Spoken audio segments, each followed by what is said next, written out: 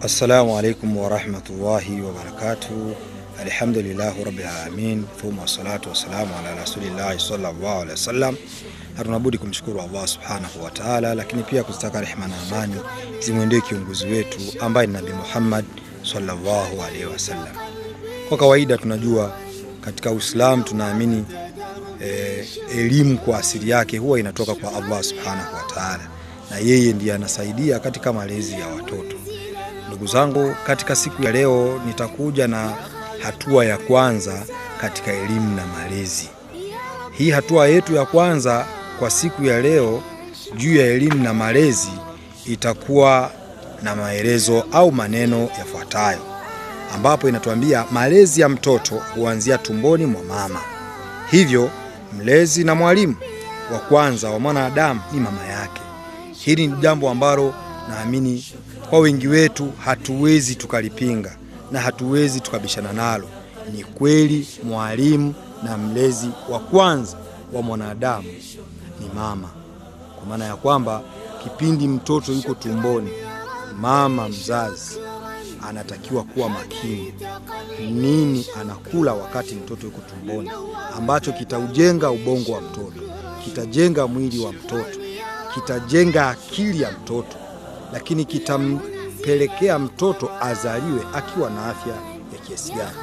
Lakini mama anapaswa kuangalia katika kipindi hichi nini aongee, mazungumzo gani anazungumza. Ikiwa mama atakuwa ni mkorofi, ikiwa mama anatukana, mama hashauriki, unaweza ukajikuta na mtoto anayezaliwa hashauriki, haelekezeki, yani hakuna lolote unalolifanya mtoto akalielewa. Ni kwa sababu kipindi cha ujauzito wakati mwingine unakuta mama alikuwa naye pia ni mbishi kama alivyo mtoto atakayezaliwa. Kwa hiyo katika hatua ya kwanza ya malezi ni kwamba tuwe makini wakati mama ni mjamzito, ili tuweze kupata kizazi kilicho bora.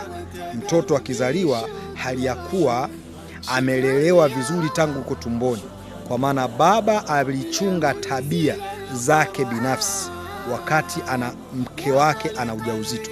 Kuna maana kuna wanaume leo unakuta ni muhuni kuliko maelezo, kwa maana ni malaya, ni mchepukaji.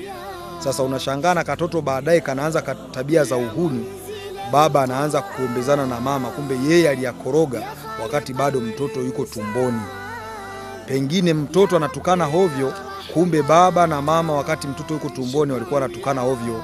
Kwa hiyo ndugu zangu katika imani, ndugu zangu wanadamu, yako mengi ambayo yanatakiwa kuchukuliwa tahadhari katika kipindi hiki cha ujauzito, kwa sababu malezi ya mtoto yanaanzia tumboni na mwalimu wa kwanza ni mama.